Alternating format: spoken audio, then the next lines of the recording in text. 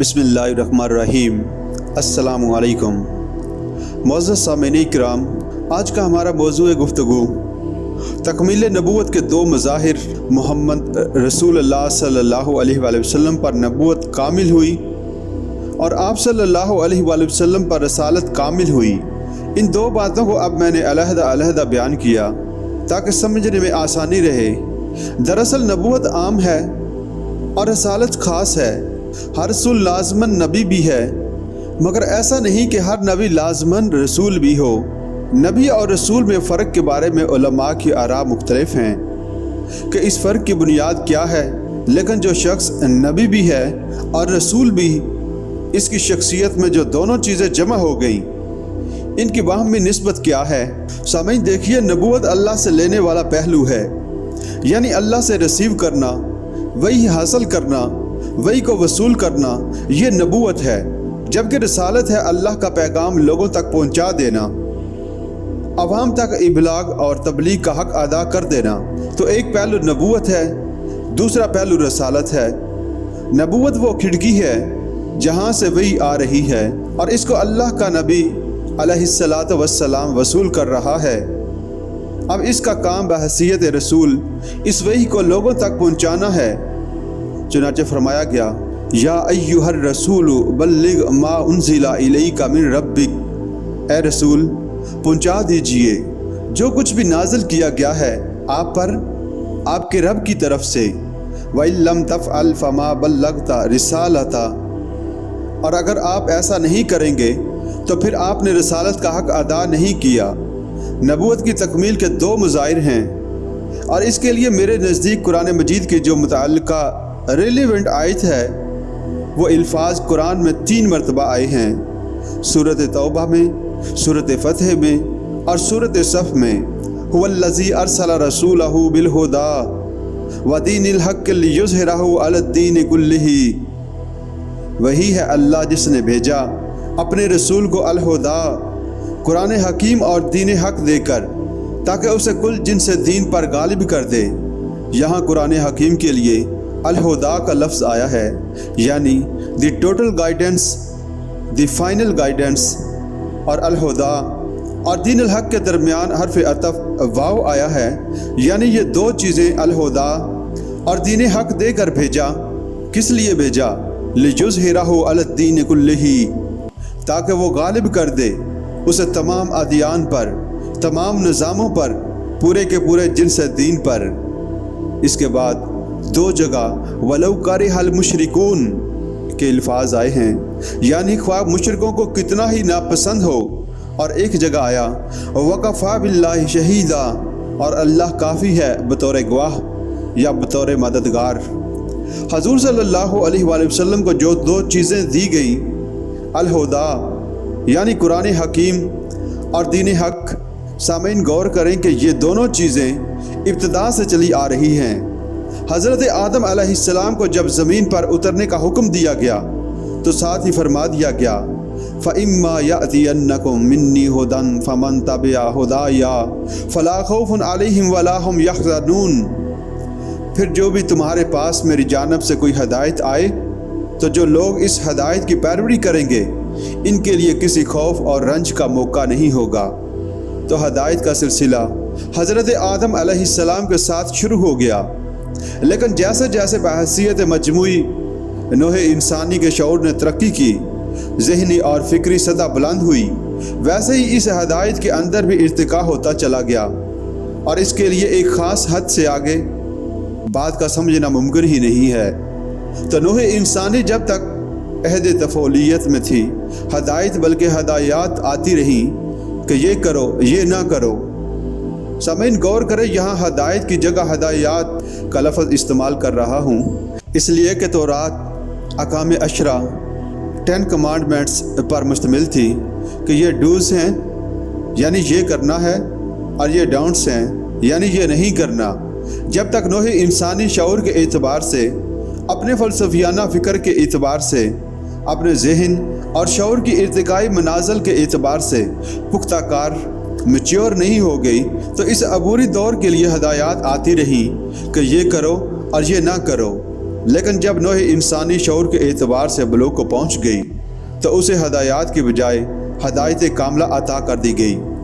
تاریخ اور فلسفہ کے ماہرین خوب اچھی طرح جانتے ہیں کہ نوع انسانی کا فلسفیانہ شعور فلاسفیکل کانشیسنس 1200 سال میں ترقی کی منازل طے کرتا ہوا اپنے بلوغ کی منزل کو پہنچا ہے۔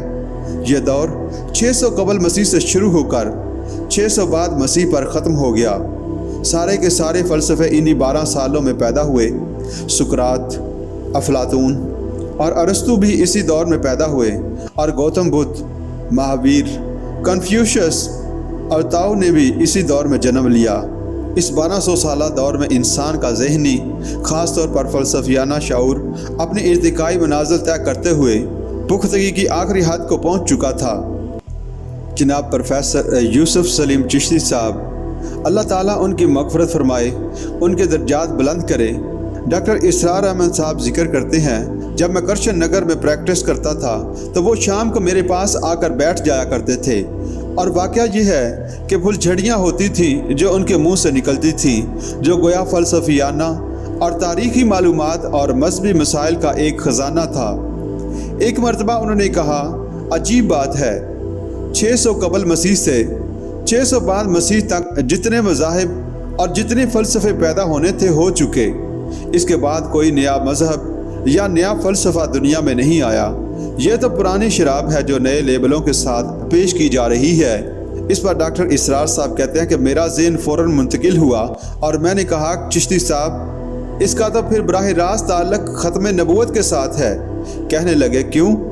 ڈاکٹر اسرار احمد کہنے لگے، جب انسان جو کچھ از خود سوچ سکتا تھا سوچ چکا تو پھر اسے ہدایت کاملہ سے نواز دیا گیا، اور اگر آپ سمجھتے ہیں کہ 600 عیسوی تک انسان کا فلسفیانہ شعور اپنی پختگی اور بلوغت کو پہنچ گیا تھا تو 610 میں حضرت محمد صلی اللہ علیہ وآلہ وسلم پر وحی کا آغاز ہوا۔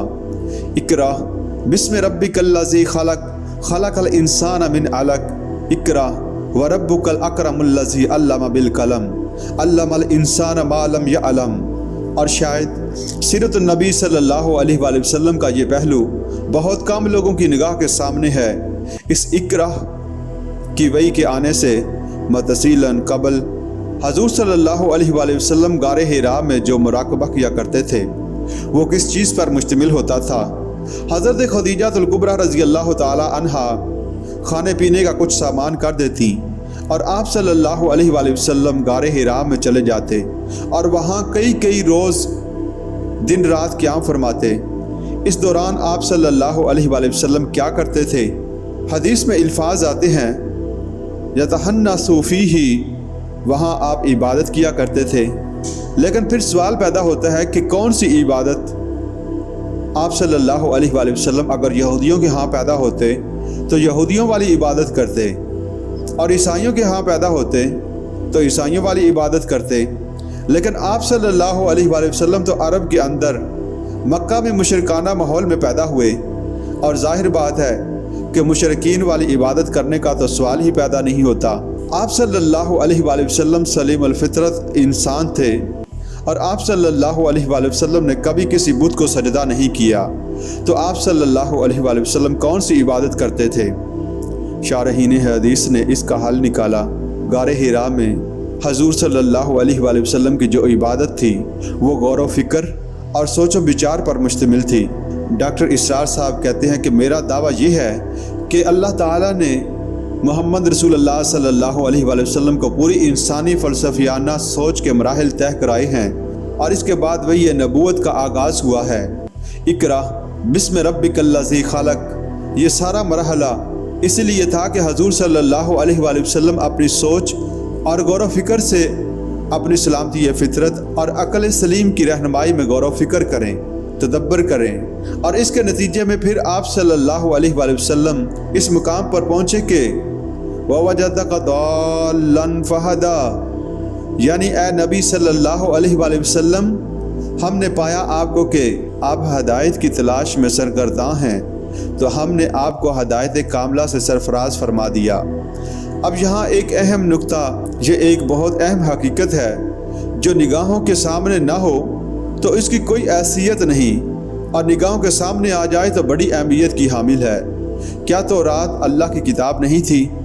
اس میں تحریف کیوں ہو گئی؟ اگر اللہ نے ضمانت لی ہوتی کہ اس میں تحریف نہیں ہو سکتی تو کیا تحریف ہو سکتی تھی؟ کیا انجیل اللہ کی کتاب نہیں تھی؟ یقیناً تھی۔ اس میں تحریف کیوں ہو گئی؟ اس لیے کہ اللہ نے اس کی حفاظت کا ذمہ نہیں لیا، اور اگر اللہ تعالیٰ قرآن کی حفاظت کا ذمہ نہ لیتا تو کیا ہم اسے تحریف کے بغیر چھوڑ دیتے؟ علامہ اقبال نے کہا تھا، خود بدلتے نہیں قرآن کو بدل دیتے ہیں، ہوئے کس درجہ فقیہان حرم بے توفیق۔ قرآن کے ترجموں میں بھی تعریفیں ہوئی ہیں، تفسیروں میں بھی ہوئی ہیں، ہاں ایک متن قرآن ہے جس میں تعریف نہیں ہو سکتی، اس لیے کہ اس کی حفاظت کا ذمہ اللہ تعالیٰ نے لے رکھا ہے۔ انا نحن نزلنا الذکر وانا لہ لحافظون، ہم نے ہی اس ذکر کو نازل کیا ہے اور ہم ہی اس کے محافظ ہیں۔ لیکن سوال یہ ہے کہ انا نحن نزلنا الذکر کے الفاظ کا مصداق تورات بھی ٹھہرتی، انجیل بھی اور زبور بھی، اللہ ہی نے سابقہ آسمانی کتب بھی نازل کی تھی۔ خاص طور پر سورۃ مائدہ کے 7ویں رکوع کے الفاظ انا انزلنا التوراۃ فیہا ھدی ونور، ہم نے اتاری تھی تورات، اس میں ہدایت بھی تھی، نور بھی تھا۔ پھر انجیل کے بارے میں بھی فرمایا فیہ ھدی ونور، اس میں ہدایت بھی تھی، نور بھی تھا۔ غور طلب بات یہ ہے کہ کیا وجہ ہے کہ اللہ نے ان کی حفاظت کا ذمہ نہیں لیا اور قرآن کی حفاظت کا ذمہ لے لیا؟ اس کی وجہ سامعین اکرام، جیسا کہ میں نے عرض کیا کہ سابقہ کتب کے نزول کے وقت ابھی ہدایت اپنے ارتقائی مرحلے طے کر رہی تھی، ابھی اسے اپنے نقطۂ عروج اور نقطۂ کمال تک پہنچنا تھا۔ چنانچہ اس درمیانی عرصے کے لیے، عبوری دور کے لیے جو ہدایات آ رہی تھیں، ان کو مستقل طور پر محفوظ کر دینے کی چنداں حاجت نہ تھی۔ جب وہ کامل اور مکمل ہدایت آ گئی اور ہدایت کی تکمیل ہو گئی تو اب یہ ہدایت ہدان نہیں رہی، خدا دی گائیڈنس ہو گئی، اب اس کی حفاظت کا ذمہ لیا گیا۔